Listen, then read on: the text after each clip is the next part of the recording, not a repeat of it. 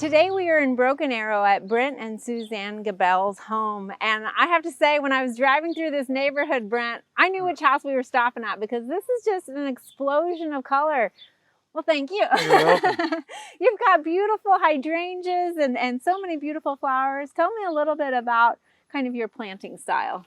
Well, summer, winter, and fall, basically. And I have all the pansies and tulips and daffodils coming up. And then when they start to looking the best, I rip them all out and then put in my summer annuals. And water and weed. That's what a lot of people do. You've got a lot of annuals, but I have to say, so we're at the end of July here, and it's impressive how well your garden's looking with these 100-degree temperatures that we're having. Any secrets other than watering? Well, I use a lot of Osmocote, you know, a time-release fertilizer, but other than that, it's kind of the luck of the draw, I think. You know, some of it makes it, some of it don't. I just move it around where it's the happiest. Yeah. Yeah. Well, you were mentioning kind of your seasons that your garden goes through. If it's this impressive in July, I can only imagine what it looks like in spring and fall.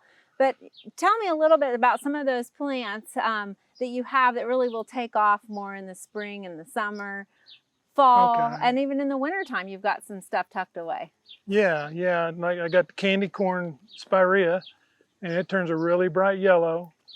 And we put in a lot of violas, like in the wheelbarrow area and stuff like that.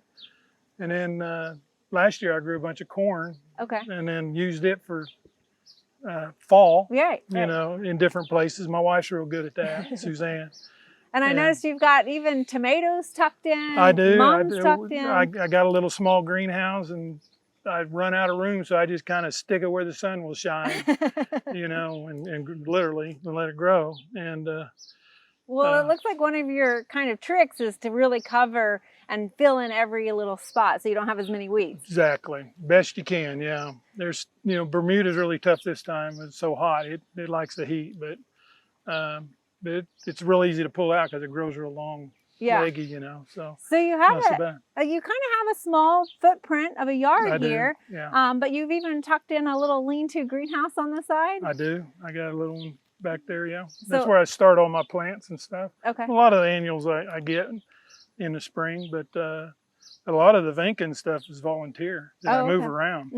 And do you move them around, dig them up, move them? So you allow that to happen and kind of. I let it all. We don't, you know. I don't even like killing a mouse anymore. I don't even like killing a plant. My wife, if she sees it on the ground, she'll stick it in the kitchen, you know, so she don't waste it. You've also got some gladiolus that are still coming on. Tell me a little bit about what you do with your glads. Well, the glads, what I do is I stagger them. You plant them in the spring, and then once I put down like the first 100 bulbs, and then I'll wait 2 weeks and put down another 100 bulbs in with them, and then another 2 weeks, another 100 bulbs, and then whatever I have dug up from last year, and then they bloom all summer long that way. It's not a full giant flash all at once, but it staggers it. And then I got other stuff coming on, like the zinnias and that kind of stuff. So you actually dig them up every year so that you can replant them? The ones I can remember where they're at, yeah. Well, you've got a lot squeezed in your front yard, just looking at your yard. And I love how it transitions to the shade as you get closer to your doorway there as well. I can't wait. Can we go take a look at the backyard? Absolutely. All right, thank you. Let's go. Okay. Brent, I don't know how you squeeze so much in. You've got a lot back here, and it's a fairly, like I said, smaller backyard, and a little bit of a, not just your typical square backyard either. So you're taking advantage of every square foot. Trying to, yeah. It looks like, so this bed's maybe 3 feet deep, but you have taken advantage of the vertical element here. Yeah, we're trying to kind of cover up the fence and block some of the neighbor houses, you know, and some of the sound. And you've even squeezed in more trees with your Vitex here. Yeah, the butterflies and insects really love this thing when it's in full bloom. Oh, I bet. And it grows like a weed. It grows fast. So you like birds, right? Yeah, lots of. Every year I got to add a house because I keep getting more and more martins. Yeah. And they're having a little trouble this year because the babies are getting too hot in the nest and they're jumping out. Oh no. So they're having to feed them on the ground, but most of them's already left.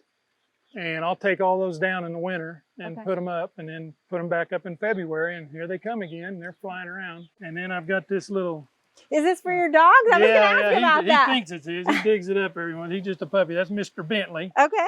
But the sparrows, this is one of the best things we ever put in. We like sparrows because they built a lot of houses around here and they killed a lot of our woodlands. So we don't get all the pretty birds that we want. We do get cardinals, and we had a bunting once. We get ducks, a lot of mallards. They'll come back here and land, and I feed them corn. And then in my water pond, I get herrings that eat my fish. Wow. But anyway, the sparrows, they love to take sun baths or sand baths in this thing. Sometimes that thing would be just totally covered. And then they just fight over the holes they dig. And we just sit on the our couch thing there and watch Just them all enjoy play. them Yeah, play. we enjoy it. That's what it's all about. The insects.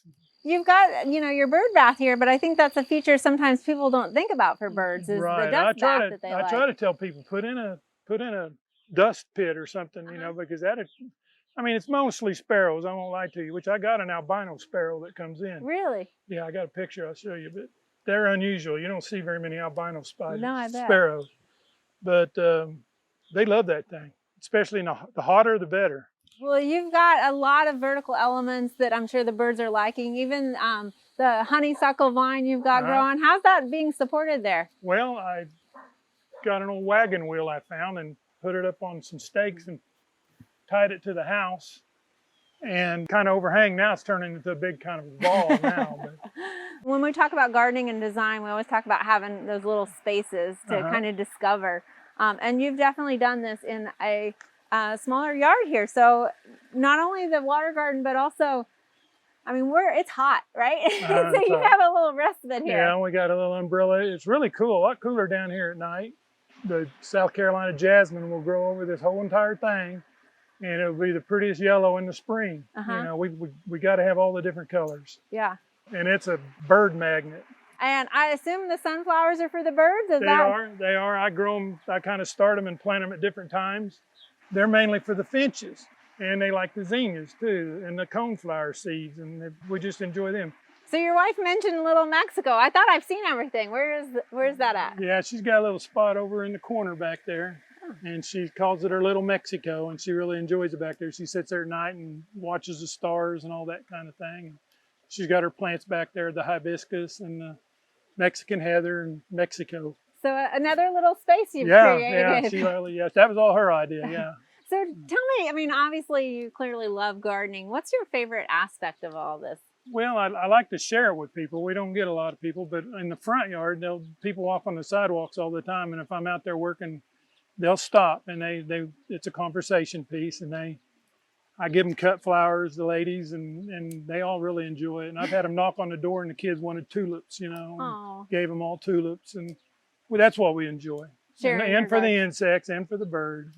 Well, thank you so much for sharing your garden with us and all of our viewers today. It's just beautiful. Well, thank you very much. We hope you enjoyed this video as part of our Oklahoma Gardening YouTube channel.